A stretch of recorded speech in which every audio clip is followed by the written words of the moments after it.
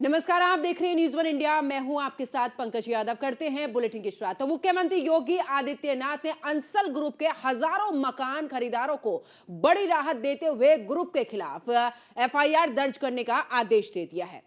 और इस आदेश के बाद ज्यादातर मकान खरीदारों के मन में अब यह सवाल भी उठना शुरू हो गया है कि आखिर एफआईआर दर्ज करने से उन्हें क्या फायदा होगा। अंसल ग्रुप यूपी के सबसे बड़े बिल्डरों में से एक है और इसके नोएडा, गाजियाबाद और लखनऊ सहित कई ऐसे बड़े शहरों में बड़े बड़े प्रोजेक्ट चल रहे हैं। अब सवाल यह है कि पिछली सरकार में अंसल ग्रुप के नियमों से खिलवाड़ की छूट क्यों थी। इस रिपोर्ट में देखिए। हाईटेक सिटी का सपना दिखा के हजारों निवेशकों की गाड़ी कमाई लूटने वाले अंसल प्रॉपर्टी एंड इंफ्रास्ट्रक्चर के दिवालिया घोषित होने पर सरकार हरकत में आई। मुख्यमंत्री योगी आदित्यनाथ की नजर टेढ़ी है और सीएम ने पूरे मामले का संज्ञान लेते हुए आवास विभाग और लखनऊ विकास प्राधिकरण के अधिकारियों को तलब किया। मुख्यमंत्री ने अंसल ग्रुप के खिलाफ तत्काल एफआईआर दर्ज कराने के निर्देश दिए। सीएम ने कहा कि अंसल ग्रुप ने खरीदारों के साथ धोखा किया, जिसे सरकार बर्दाश्त नहीं करेगी। खरीदारों के हित हर हाल में सुरक्षित होने चाहिए। इस मामले में दोषियों के खिलाफ कठोर कार्रवाई होगी। आवंटियों के साथ बेईमानी की गई है और इसमें सरकार ने संज्ञान में लिया है। मुख्यमंत्री जी ने कड़ी कार्रवाई के निर्देश दिए हैं। हर स्थिति में जो वहाँ के आवंटी हैं उनको न्याय मिलेगा। हाँ, जानकारी में आया है कि अखबार के माध्यम से, मीडिया के माध्यम से कोई व्यक्ति पकड़ा गया है, लेकिन हमारी सरकार उत्तर प्रदेश राज्य में पूरी तरह सतर्कता के साथ काम कर रही है। खुफिया एजेंसीज अपना काम कर रही हैं, कहीं कोई दिक्कत नहीं है। देखिए, सरकार की जिम्मेदारी है कि उसे देखे और बिल्डरों को इतनी छूट न मिले कि वो अपने ग्राहकों का पैसा माल लें, उनको समय से प्लाट न उपलब्ध कराना। बड़ी कार्रवाई करी है योगी सरकार ने। अब इस ठीक है, किया तो अच्छा किया। चलिए, देखिए, अंसल सोसाइटी जब बनी थी तब सरकार किसकी थी? मुझे लगता है कि सरकार के संरक्षण में ऐसे लोग पनपते हैं और उसके बाद जब बड़ी मात्रा में निवेशक उनके शेयर खरीदते हैं, उनके प्लॉट को खरीदते हैं और उसके बाद वो लोग दिवालिया हो चुके होते हैं या तो देश छोड़ चुके होते हैं। मुझे लगता है 2014 में मोदी सरकार के बाद बड़े व्यवसायी बड़ा घोटाला करके देश से निकल गए।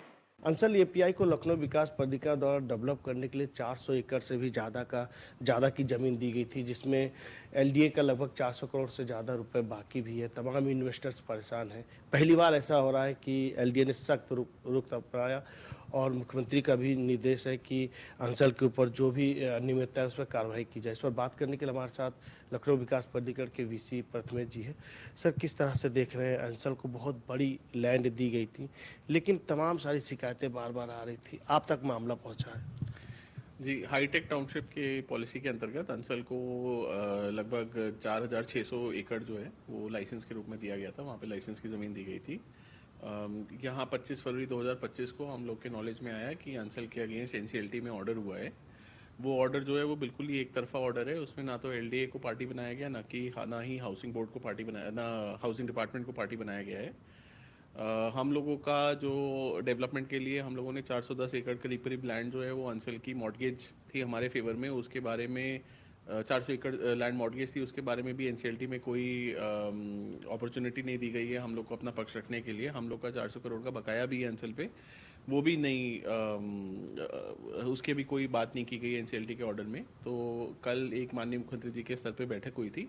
उन्होंने सख्त निर्देश दिए हैं कि जो भी उल्लंघन किए हैं अंसल ने, उसके लिए हम लोग एलडीए एक एफआईआर दर्ज कराए। तो वो हम लोग प्रोसेस में हैं, हम लोग उसकी एफआईआर दर्ज करा देंगे, तहरीर हम लोग दे देंगे।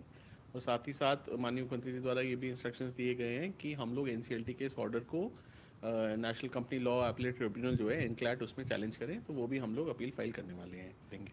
बिल्कुल, कहीं ना कहीं देखा जा सकता है कि एनसीईआरटी के जो आदेश हुए उनके खिलाफ अपील में जाएंगे और दूसरी तरफ ये है कि जितने भी अनियमितता की गई है उस पर भी जांच की जाएगी और उस पर सख्त कार्रवाई की जाएगी।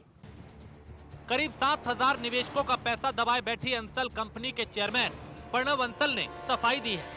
सीएम योगी की तरफ से एफआईआर दर्ज करने का आदेश दिए जाने के बाद चेयरमैन की तरफ से बयान जारी किया गया। कंपनी के पहले से अधिक मजबूत होने का दावा भी किया गया। लेकिन अब सवाल ये है कि अंसल कंपनी कब बनी और अब निवेशकों का क्या होगा। 1967 में अंसल एपीआई नाम से रियल एस्टेट कंपनी रजिस्टर्ड हुई। 2025 तक 7,000 से ज्यादा निवेशकों ने इसमें पैसा लगाया। लखनऊ समेत 5 राज्यों में 21 से ज्यादा टाउनशिप बनाई। कम दाम में फ्लैट, मकान और जमीन देने का वादा किया गया। धोखा करने वाले अंसल के खिलाफ सीबीआई और ईडी की जांच जारी है। अंसल के खिलाफ अलग अलग जिलों में सैकड़ों मुकदमे भी दर्ज हैं। लखनऊ में अंसल टाउनशिप में 7,000 लोगों का पैसा फंसा है।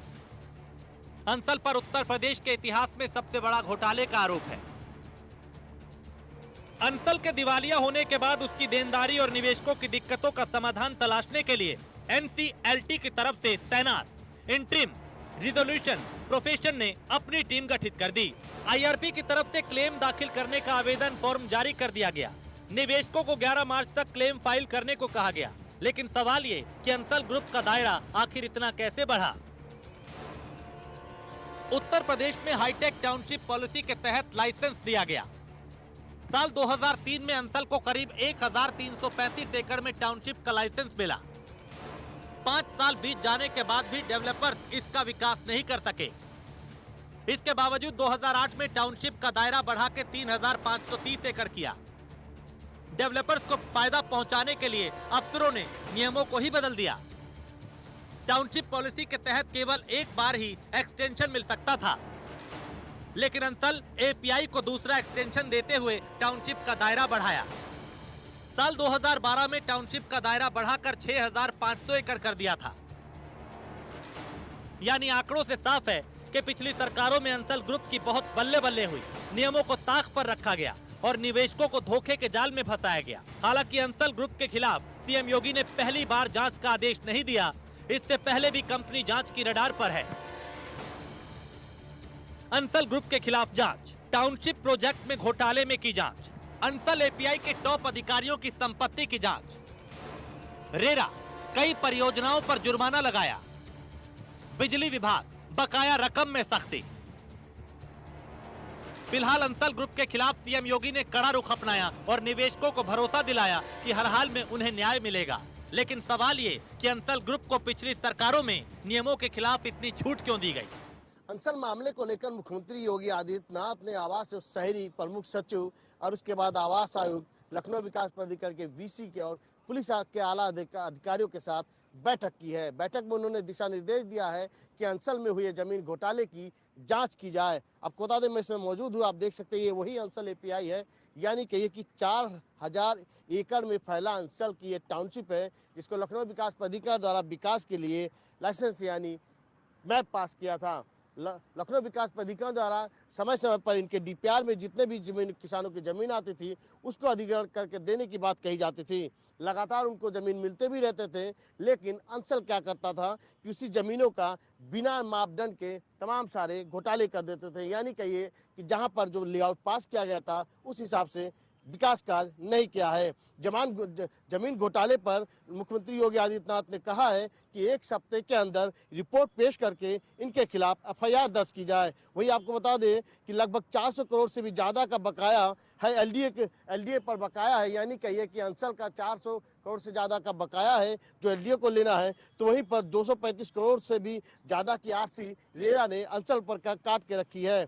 वहीं इस पर बताएं कि एसटीपी, कॉमन हॉल सहित कई अन्य सुविधाएं हैं जो उसकी जमीन खरीदने के लिए लखनऊ विकास प्राधिकरण ने पैसे दिए थे। बावजूद इसके अंसल द्वारा लगातार जमीन घोटाले किए जा रहे हैं और उसके बाद समय पर काम नहीं किए जा रहे हैं। इस मामले पर जब मुख्यमंत्री योगी आदित्यनाथ को सूचना मिली तो उन्होंने संज्ञान लिया और आला अधिकारियों के साथ बैठक करके जो अंसल में जमीन घोटाले किए हैं उस पर जांच करके रिपोर्ट तैयार करके एफआईआर दर्ज कराने की बात कही है। तो वही लखनऊ विकास प्राधिकरण के वीसी प्रथमेश कुमार ने भी कहा है कि हम 1 सप्ताह के अंदर रिपोर्ट तैयार कर रहे हैं और रिपोर्ट तैयार करने के बाद अंसल के ऊपर एफआईआर दर्ज की जाएगी और उसके बाद कार्रवाई की जाएगी। कैमरा पर्सन विजय राजपूत के साथ पंकज मंडल, न्यूज़ ऑन इंडिया, लखनऊ।